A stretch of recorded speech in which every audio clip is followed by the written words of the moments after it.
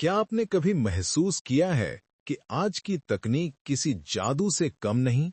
एक स्क्रीन छूते ही दुनिया खुल जाती है, एक मशीन दिल धड़काए रखती है, एक लैब में वैज्ञानिक नई जिंदगियां उगाते हैं और एल्गोरिदम हमारे मन पढ़ लेते हैं। ये सब सिर्फ आविष्कार नहीं, ये इंसान का देवता बनने का पहला कदम है। दोस्तों, ये है नो नाउ माई की सेपियंस एक्सप्लेन्ड इन हिंदी सीरीज का 16वां अध्याय, जो युवाल नोआ हरारी की किताब sapiens a brief history of human kind पर आधारित है। आज हम उस बदलाव की बात करेंगे जहां होमो सेपियंस ने सिर्फ दुनिया को नहीं बल्कि खुद को बदलने की कोशिश शुरू की। हरारी कहते हैं कि 21वीं सदी की सबसे बड़ी कहानी मनुष्य की शक्ति नहीं, मनुष्य का परिवर्तन है। यानी अब सवाल ये नहीं कि इंसान क्या कर सकता है, बल्कि ये है कि इंसान आगे चलकर क्या बनेगा। प्रौद्योगिकी सिर्फ उपकरण नहीं रही, ये हमारे अस्तित्व की परिभाषा बदल रही है। एक तरफ चिकित्सा है जो हमें बीमारी और मृत्यु पर जीत दिला रही है। कभी टीबी जैसे रोग मौत का पैगाम थे, आज इलाज है। कभी दिल का दौरा जीवन का अंत था, आज मशीनें इसे रोक लेती हैं। हरारी लिखते हैं कि हम मृत्यु को बीमारी मानने लगे हैं, भाग्य नहीं। यानी इंसान का आत्मविश्वास अब प्रकृति से भी बड़ा हो गया है। दूसरी तरफ बायोटेक्नोलॉजी है जो इंसान को अपने शरीर के नियम बदलने की ताकत दे रही है। हम अब जीन एडिट कर सकते हैं, डीएनए बदल सकते हैं और भविष्य में शायद नए इंसान भी बना सकेंगे। सोचिए, जहां कभी देवता मनुष्य रचते थे, आज मनुष्य खुद मनुष्य रचने के करीब है। और फिर आते हैं एल्गोरिदम, जो हमारी सोच, आदतों और भावनाओं को समझने लगे हैं। क्या देखना है, क्या खरीदना है, यहां तक कि किससे प्यार होना है, इन सब पर अब डेटा का असर है। हरारी कहते हैं कि डेटा नया धर्म है और एल्गोरिदम उसके पुजारी, और हम अनजाने में ही अपने फैसले इन मशीनों को सौंपते जा रहे हैं।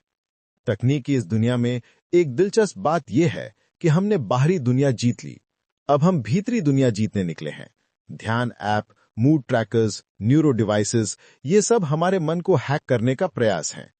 हम अब न सिर्फ शरीर को अपग्रेड कर रहे हैं, बल्कि अपनी भावनाओं को भी नियंत्रित करना चाहते हैं। हरारी कहते हैं कि इंसान का अगला कदम है होमो सेपियंस से होमो देयस की यात्रा, एक ऐसी प्रजाति जो अपने शरीर, दिमाग और भविष्य को पूरी तरह नियंत्रित करेगी। लेकिन सवाल यह है कि क्या यह परिवर्तन इंसानियत भी संभाल पाएगी, क्योंकि तकनीक सिर्फ शक्ति देती है, बुद्धि नहीं। हम मशीनें बनाते हैं, पर उससे जुड़ी नैतिकता अक्सर भूल जाते हैं। सोचिए, एआई हमारे लिए लिख सकता है, पर क्या वो हमारे लिए महसूस भी कर सकता है? हम क्लोनिंग कर सकते हैं, पर क्या हम तय कर सकते हैं कि कौन सा जीवन सही है? हम जीन एडिट कर सकते हैं, पर क्या ये फैसला हमारा होना चाहिए? हरारी बताते हैं कि प्रौद्योगिकी की सबसे बड़ी चुनौती तकनीक नहीं, बल्कि उसका नैतिक अर्थ है। अगर कुछ भी संभव है, तो क्या सब कुछ किया जाना चाहिए?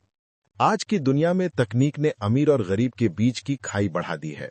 कुछ लोग सुपर ह्यूमन क्षमताएं हासिल करेंगे और कुछ पीछे छूट सकते हैं। यानी तकनीक नई असमानता पैदा कर सकती है, जैविक असमानता, जहां कुछ इंसान खुद को अपग्रेड करेंगे और बाकी पुरानी मानवता में रह जाएंगे। हरारी कहते हैं कि आने वाला युग नेचुरल सिलेक्शन का नहीं, बल्कि इंटेलिजेंट डिजाइन का होगा। अब न प्रकृति तय करेगी कि कौन सा जीन आगे बढ़ेगा, इंसान करेगा। और यही वो बदलाव है जो इतिहास में कभी नहीं हुआ। पर इस कहानी में खतरा भी है।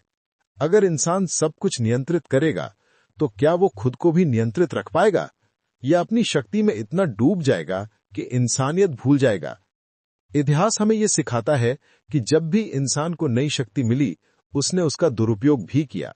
और आज हमारे पास वो शक्ति है जिसे अगर गलत दिशा मिली तो प्रकृति ही नहीं, मानवता भी खतरे में पड़ जाएगी। लेकिन इस तस्वीर का दूसरा पहलू भी है।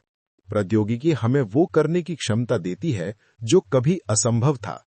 हम ग्रहों तक पहुंच सकते हैं, बीमारियों को मिटा सकते हैं और एक शांतिपूर्ण और बेहतर दुनिया बना सकते हैं। सब कुछ इस बात पर निर्भर है कि हम इस शक्ति का उपयोग कैसे करते हैं।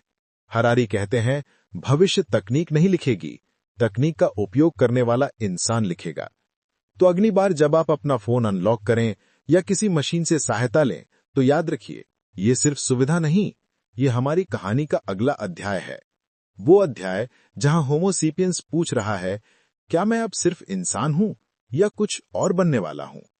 अगले एपिसोड में हम बात करेंगे डेटा, एल्गोरिदम और नए धर्म की, जहां मशीनें तय करेंगी कि हमें क्या देखना है, क्या सोचना है और शायद क्या मानना है। क्योंकि प्रौद्योगिकी का अंत नहीं, उसकी शुरुआत अभी हुई है।